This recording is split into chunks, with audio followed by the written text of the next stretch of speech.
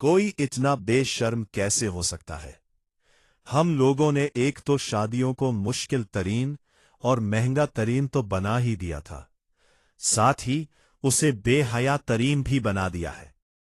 अफसोस तो इस बात का है कि जिन रिश्तों की बुनियाद अल्लाह और उसके रसूल सल्लल्लाहु अलैहि वसल्लम के अहकामात पर रखी जानी चाहिए, वहां हम सबसे पहले उन्हीं अहकामात की धज्जियां उड़ाते हैं।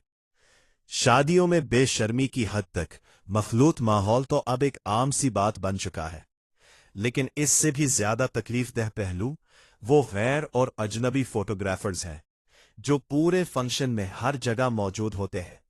ये लोग दुल्हन और उसके साथ मौजूद खवातीन की हर एंगल से तस्वीर लेते और वीडियोस बनाते हैं। गौर कीजिए कि जिस पर्दे और हया का हुक्म हमें दिया गया है, वो इन कैमरों की जद में आकर कहाँ रह जाता है।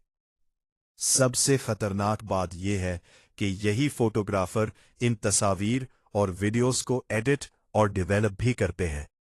आज के डिजिटल दौर में वो इन निजी लम्हात के साथ कुछ भी कर सकते हैं, और कई बार ऐसी वीडियोस का गलत इस्तेमाल खानदानों की बदनामी का बायस बनता है। क्या हमारी गैरत हमें इस बात की इजाजत देती है कि हमारे घर की खवातीन की तस्वीर किसी अजनबी के कंप्यूटर या मोबाइल में महफूज हो?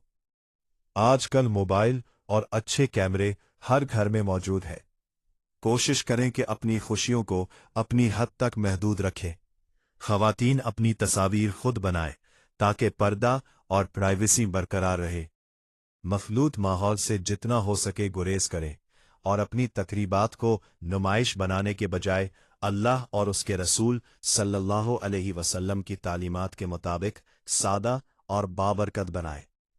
याद रखिए, सच्ची खुशी फजूल खर्ची और बेहयाई में नहीं, बल्कि अहकामात इलाही की पैरवी में है। अल्लाह पाक हम सबको हिदायत और हया वाली जिंदगी अता फरमाए। आमीन। मज़ीद नई मालूमात के लिए चैनल को सब्सक्राइब जरूर करें।